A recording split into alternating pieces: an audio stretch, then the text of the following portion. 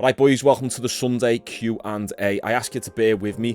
I'm a little bit sick. As you know, I live in the UK and everyone's coughing their heads off at the moment. But I've got my questions here to the side of the screen. That's what I'm looking off at. Before we dive into it, if you've got a question that you want me to answer on the next Q&A, then post it down below or drop me a DM on Instagram. Depending on the reception that this gets and how many DMs I'm getting will dictate how frequently I do these. Okay, first question. Great content, kidder. Nice one, mate. Could you do a video for blokes over 40 like myself who think that there's a significant difference in approach by age? Certainly, I'll do a video on this. The first thing I will say, though, is try not to let your age restrict you. I know it's cliche, but age is really just a number. The majority of my clients in person and online have all been over 30. 35, 40 years old. I've got clients at the moment who are 55, 60 years old, and they're all getting in the shape of their lives. Now, your testosterone obviously does drop as you get older, which means that you're not going to be able to build muscle as easily as you could have in your 20s, but that's the same for all of us. So first thing, don't compare yourself to anyone else. I tell all of my in-person clients in my own private gym, this is just you versus you trying to be 1% better each week. Now, practically speaking,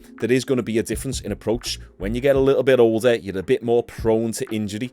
When you're 20, you can get away with anything. I used to do some dumb stuff in my 20s, but it's given me some injuries now that I have to face in my 30s. So it's the same for you. When you're 40, you can't just go straight in without warming up, just throwing as much weight on the bar. You do need to do a little bit more mobility work. Make sure you're staying flexible, warming up your shoulders, warming up your hips, and you might not be able to handle as much training volume that you did in your 20s, but that's okay. The best thing to focus on is just a minimalist approach for the time being. So don't go to the gym with a big, massive workout in mind. Just focus on 3, 4, maybe 5 exercises per workout and get good at them over 6 to 12 months. I was wondering if you have any tips for more endurance-based workouts. I want to do the military service, and endurance as well as cardio is quite important. I've trained a few people who've went into the military. First off, you should always prioritize strength work. So your main compound lifts like bench press, squats, deadlifts, overhead presses, pull-ups. Don't just only focus on high reps. You should really be focusing on continually trying to add more weight over time. For example, let's say you need to be able to do 10 bodyweight chin-ups. Doing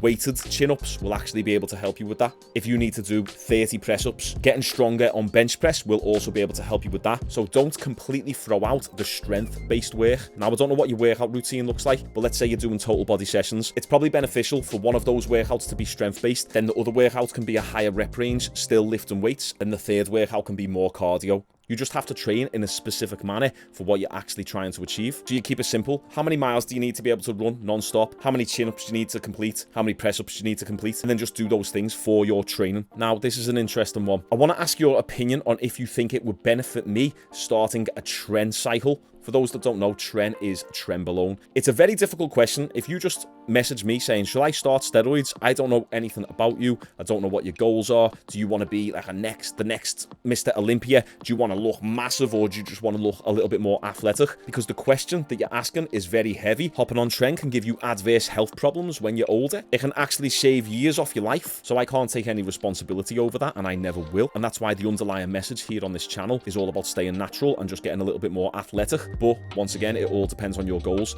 I've seen firsthand people get on Tren and it's not a good sight. They turn into zombies, they're glazed over the face, got no focus, they're all over the place, they're horny all the time, they get dead angry, they get paranoid, they can't sleep, insomnia, they break out in acne. I think it's like 5 times stronger than regular testosterone. So you've got to ask yourself, is all the negative side effects of it worth it? I'm 16 years old and I've been going to the gym for about 2 months. I've just bought my first tub of creatine. Any recommendations on how to take it? With creatine, you don't really need to do a loading phase. You can just go 5 grams of creatine per day. So that should be 1 scoop, and just take it indefinitely. You don't need to cycle it. You don't need to come off it. Now, there's a few new studies out there showing that 10 grams a day of creatine is actually more beneficial than 5 grams a day. So it might even be worth taking 10 grams a day. But if you're on a little bit of a budget, that'll make you just go through your creatine tub faster. So maybe just stick with 5 grams a day and it'll last longer. Next question, bro. I don't know if you're going to see this. By the way, I see all my DMs at the moment. The inbox is getting a little bit crazy though. So if you want to ask me questions, you're best getting in now before my channel blows up. 100k this year. I'll be real with you. I'm 16. My body is distinctly average and I've got nothing to show for the little effort I put into changing things. I eat as much as I can, but I can't afford to buy calorie specific food. I can't even afford a gym membership right now with my minimum wage. I can barely pull off 15 push-ups, and pull-ups are a no-go. I always see videos from from you, and you are a big inspiration. Thank you, my man. I appreciate that. I honestly don't see me even reaching 20% of what you achieve. Listen, my teenager friend, stop being so negative. Don't be pessimistic. Comparing yourself to me is ridiculous. I didn't properly start taking lifting seriously until I was 21, 22, when I first started my personal training course. I had no clue what I was doing when I was going to the gym. Trust me right now, you are young. I'm almost 20 years older than you. I'm 34, so you're 16 years old. You've got your whole life ahead of you. So first off, just relax. Secondly, if you really can't afford to go to the gym, not even like a £10 a month gym, and you've got no workout equipment at home, then obviously that's going to prevent you from getting where you want. That being said, before I was ever going to the gym, I was going to kickboxing and kung fu 6 times a week, which was just press ups, sit ups, squats, and that gave me a little bit of tone and definition. Now, bodyweight movements aren't that great for building muscle. They'll take forever because what you need is something called progressive overload. This is where you're constantly adding reps or weight to the bar, and with bodyweight exercises, there's only a certain amount of reps you can do before you start getting diminishing returns. If you're doing sets of 50 squats and 50 press-ups, you're not really building muscle because there's not really much tension there. So the ideal situation for you right now is to look up some home bodyweight workouts just on YouTube and do them until you're able to afford to go to the gym. And when it comes to nutrition, you just need to try and eat as much as possible. Calorie-dense foods such as milk, cheese, beans, burgers, protein shakes, Greek yogurt, chicken, beef, rice, potato porridge, even cereal. Just get as much in you as possible and focus on your protein being high. Keep in touch with me through the Instagram DM and let me know how you get on. Next question, am I too old at 64 to build muscle? Well, first off, my friend, 64 years old and you're wanting to get to the gym and build muscle, I tip my hat to you, sir, because most 34-year-olds don't want to even get off the couch. So that's a fantastic mindset to be in. Secondly, yes, you can certainly build muscle, but as I said in the first question, it's going to be significantly less muscle than you would have been able to build when you was in your 30s or 40s, and this is just because our natural testosterone production just drops as we get older. Once again, yes, you can build muscle. Now you just need to make sure that you're doing it properly. So you don't want to be going too heavy. You want to make sure that you're warming up properly. You're not doing too much volume that your body can't handle and recover from. So for you, it's all about starting small. Just 2, 3, 4 strength exercises each time you go to the gym. 3, 4 times a week, taking it super easy, logging all your weights down, and week by week, just adding another rep here and another rep there, maybe doing another set, adding a little bit more weight. Once you can get 3 sets of 10 or 3 sets of 12, you add a little bit more weight and drop the reps back down. You just gradually take steps forward in the right direction. If you need a framework on how to do this and you'd like a little bit more guidance from me personally, consider checking out my Natural Physique Academy down below. It's a one-off payment, lifetime access. And then once you sign up, you'll be able to join our private Facebook group community where you can ask questions in there and I'll be able to help you directly. Check it out, it'll definitely help you get started. What car do I drive? I like this one, a little bit more of a personal question. I drive an Audi A4. Nothing crazy, nothing special. I don't really care for cars too much. I just see them as an unnecessary expense. You get people out there spending £500, £600, even up towards £1,000 a month on a car. I just see it as a fat waste of time. Audi A4, it's enough to overtake people when you put it in sports mode, and also comfortable, yet super affordable. What's your number one biggest achievement?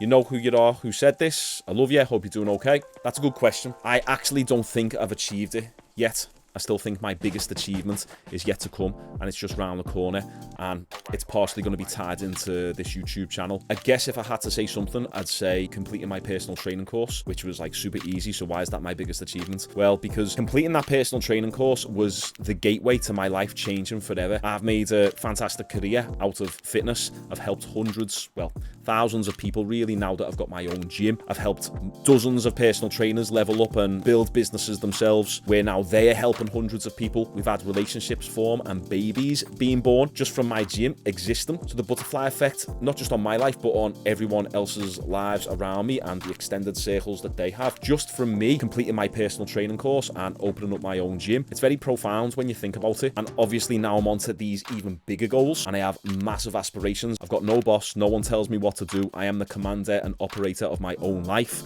One day I'll become a millionaire, and all that stems from me going to the gym to pack on a little bit more muscle, muscle, so I'm better at martial arts, then doing my personal training qualification, and then getting my own gym. So I hope that answers your question. Should I go to the gym when sick or wait until I'm better? We've all got fat egos and we all think that we're stronger than we really truly are. Listen to your body. Don't go to the gym. Your body actually needs the energy within it to be allocated towards getting you better as opposed to expending it somewhere else. I've been a little bit sick this week myself and I've pushed it a bit. I've pushed business. I'm uploading every single day on YouTube. I've got my online clients. I've got my natural Physique Academy, and then I was training hard every day, and then Friday I had this wave of palpitations hit me and it dropped me to the floor. I had to go to hospital and everything.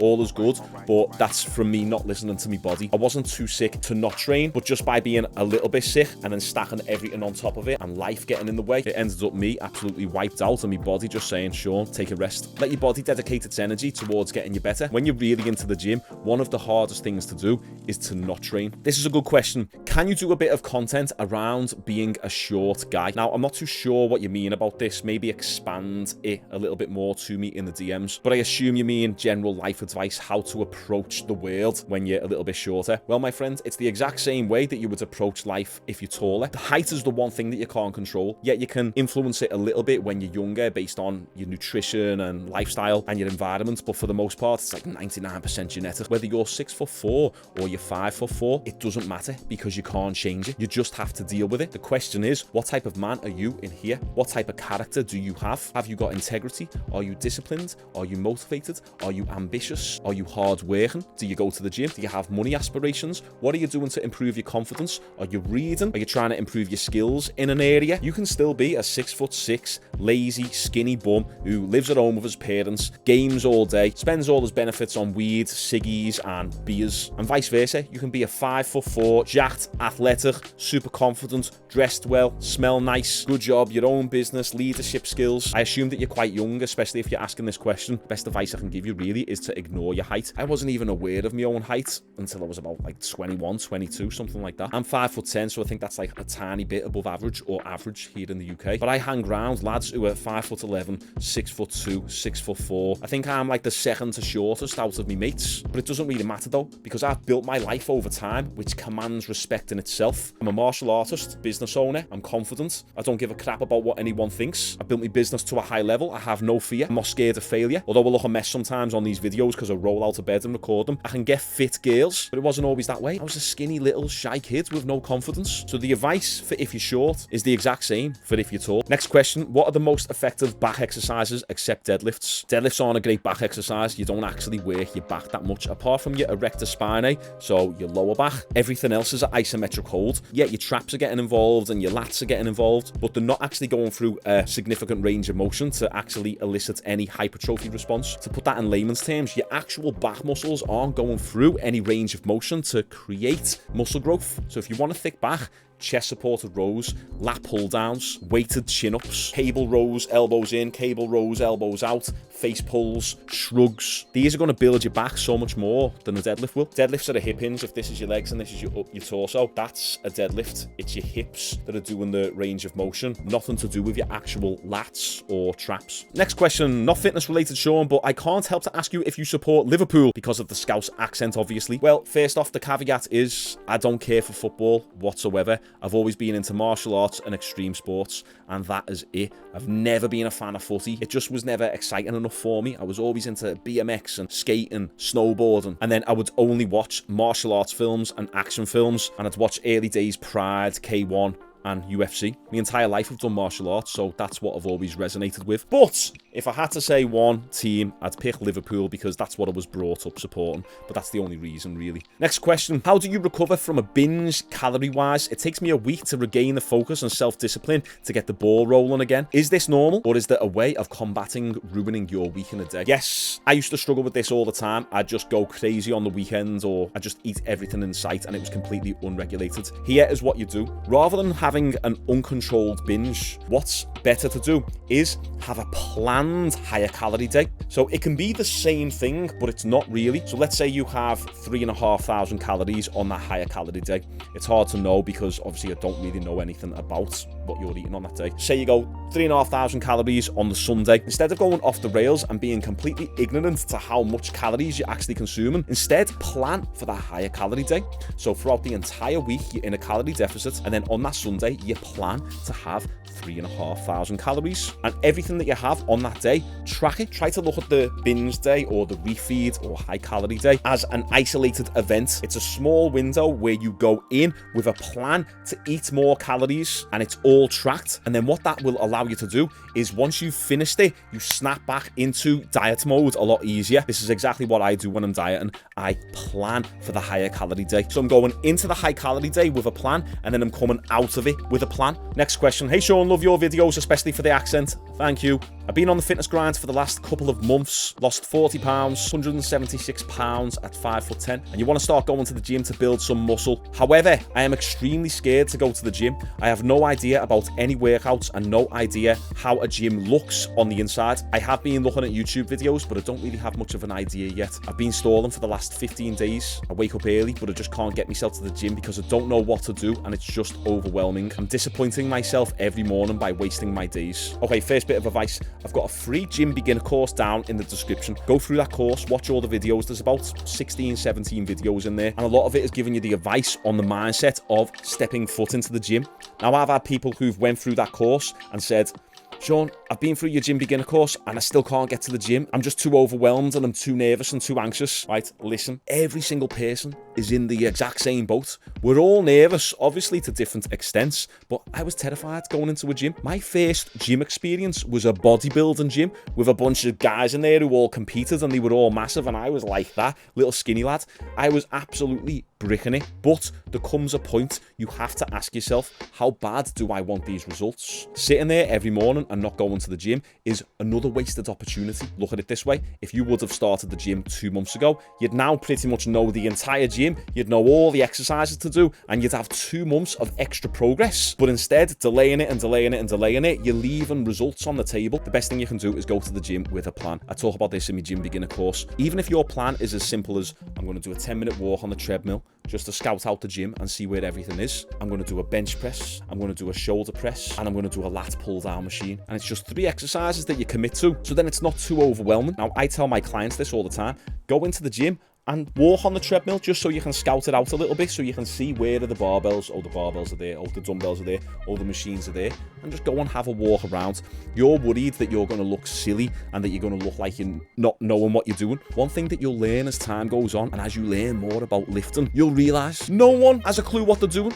It's only a small minority of people who understand what to do in the gym. Every time I go into a commercial gym, I'm looking around like, what is this circus show? No one knows what they're doing. Even people who are big on gear, all gear, no idea. Let me tell you this, nothing bad is going to happen. Do you know what is going to happen? You're going to go to the gym once, you're going to realise, oh, that wasn't actually as bad as I thought. Then you'll go to the gym again and you'll feel a little bit more at home. And then again, and then again. And after a few weeks have passed, it'll feel completely normal to you. And also, as men, we have to do things that we do not want to do. You cannot listen to how you feel too much. You cannot let your emotions control you. Being brave is being scared and doing it anyway. It's feeling the fear and still taking action. I've done so many things in life that I didn't want to do. And every single time, on the other side of that discomfort is glory. And don't be scared to just go in and ask someone for help. Ask the staff member, excuse me, where are the machines? Where are the barbells? Where's the squat rack? And it's that simple. Download that course below, and also if you get a little bit of money, sign up to my Natural Physique Academy. That'll help you a lot. Next question. Hi mate, I started the gym and I want to get into shape. I was looking at your courses. Are they a one-off payment or a monthly subscription? The Natural Physique Academy is a one-off payment. For the time being, I'm eventually going to turn it into a monthly payment, but at the moment it's a one-time payment, lifetime access. Once you join, I've also got my own app, which is exclusive for clients and members of the Physique Academy, which if you want to download that app, that is a monthly subscription. I'll see you inside, mate. Next, I just want to ask you how you deal with the mental fatigue of life carrying over in the gym. I sometimes have a bad day or a long day and struggle to give my 100% with the weights. Any advice on getting that focus back? Yeah, man, this is normal. It's normal to not have motivation 100% of the time. I probably am only motivated for about 1/10 of my sessions, but I just do it now because it's a routine. Similar to what I said to the last lad, don't let your emotions get the better of you. Feel feel the emotion, feel the frustration, and still go and do it anyway. Also, a piece of advice that I give me clients. Let's say you feel fantastic today and you bench 60 kilograms for 10 reps, and then you feel absolutely horrible next week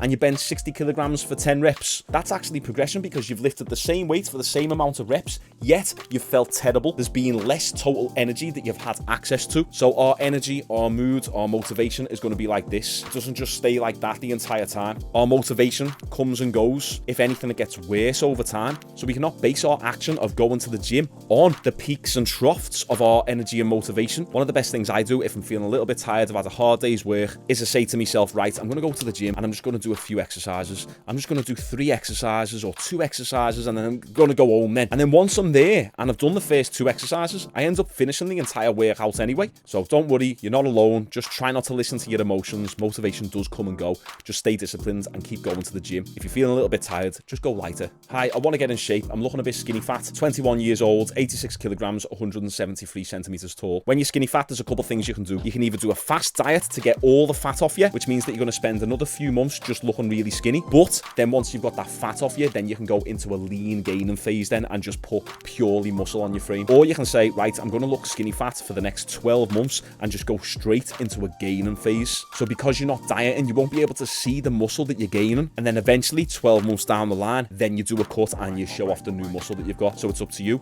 You either stay skinny for a little bit now to get that fat off you, or go into a bulk straight away and you're not really going to look great until 12 months time, and then you do the diet. I usually get my clients to cut first and then go into a lean gaining phase. Business question, I like this one. I'm 20 years old and just starting my own online PT business, and notice our goals are similar in terms of what we want for our clients. Personally, I'm struggling with my content production and marketing, and if possible, would like to take an hour of your time to talk about how to market yourself on social media. This is something I've put a lot of time into myself. First things first, if you are an online PT and you've never done any in-person personal training whatsoever, it's going to be hard. The only people who I see succeed with that, the people who've never done any in-person coaching, are girls, because it's very easy to get women on board as a girl yourself. When it comes to men, you need to demonstrate some sort of competence that you know how to actually coach clients. You need to either have some insane results yourself and have really good content, or have testimonials from clients. So ideally, if you haven't coached anyone yet, it's probably a good idea to try and get some friends on board and try and coach them and get some results with them. That's a really good place to start. Secondly, when it comes to content production, it's not just about quantity anymore.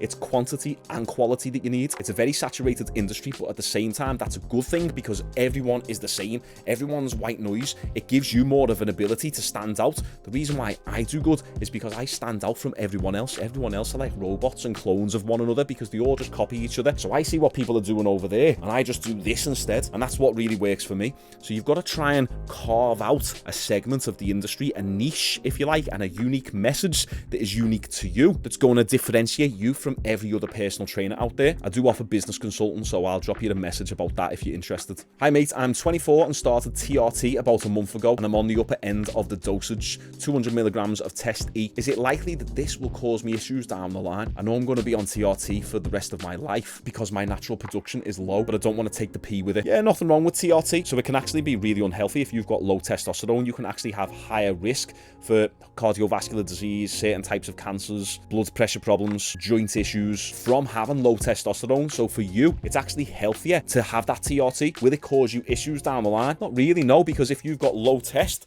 and now you're bringing it up to your baseline, then that's good. That's better than having low test. Obviously, as you said, don't take the mick with it. If you start going high doses, that's when you start damaging your health and disrupting your longevity. So for yourself, bring that test up to your baseline within your natural levels where they should be, and then just focus on lifting long term, getting stronger, progressive overloads, having good nutrition, and you'll build muscle just fine and also stay healthy. That's the Q&A, guys. If you've got any questions for next week's or the next time I do one of these, post it down below or drop me a DM on Instagram and make note of them all, and I'll put them in my notes. And make sure you put the notifications on for this channel so you don't actually miss next time we post one of these. If you want to build an athletic physique naturally, learn how to get started at the gym, learn about correct technique and good nutrition, check out my Natural Physique Academy down below. We upload every single day on this channel. Nice one for tuning in, boys, and I'll see you tomorrow.